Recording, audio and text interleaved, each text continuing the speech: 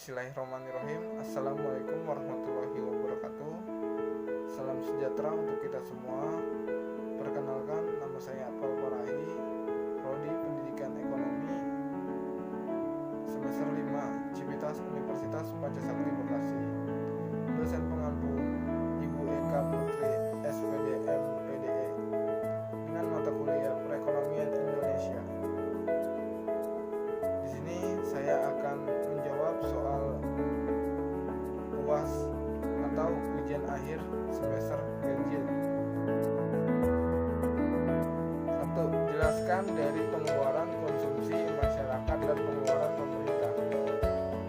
Jawab, pengeluaran konsumsi akhir pemerintah adalah pengeluaran atas barang dan jasa yang dikonsumsi oleh pemerintahan umum, terdiri dari jasa kolektif serta barang dan jasa individu.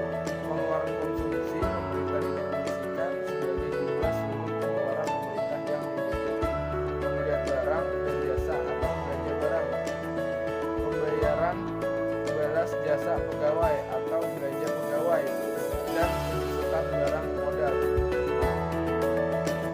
Soal nomor kedua, apa keuntungan dan kerugian kegiatan perdagangan luar negeri? Jelaskan dengan contoh perdagangannya. Jawab, keuntungan perdagangan internasional meningkatkan keuntungan perusahaan yang terlibat dalam perdagangan internasional dapat meraih pertumbuhan yang jauh lebih tinggi daripada perusahaan yang hanya berfokus pada pasar domestik. Berkat perdagangan internasional, perusahaan dapat mengekspor produknya ke pasar-pasar yang masih memiliki kompetisi rendah agar bisa menguasai pasar dan mendapatkan keuntungan lebih. Kerugian perdagangan internasional, suatu perusahaan yang menjalankan bisnisnya di negara asing akan terpapar pada iklim politik dan peraturan yang mungkin jauh berbeda dengan pasar domestiknya. Jika terjadi perubahan kekuasaan atau gejolak politik pada negara asing tersebut, perusahaan dapat saja mengalami penurunan penjualan atau bahkan kehilangan aset.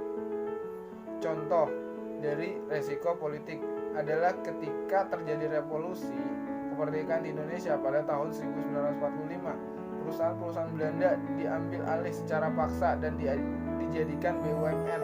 Contoh lain adalah pada saat revolusi komunis di berbagai negara pasca Perang Dunia Kedua, perusahaan-perusahaan swasta diambil alih oleh negara tanpa adanya kompetisi untuk pemilik perusahaan. Soal nomor ketiga, jelaskan apa yang dimaksud dengan neraca pembayaran, arus modal asing dan utang luar negeri, serta bagaimana kaitan antar ketiganya.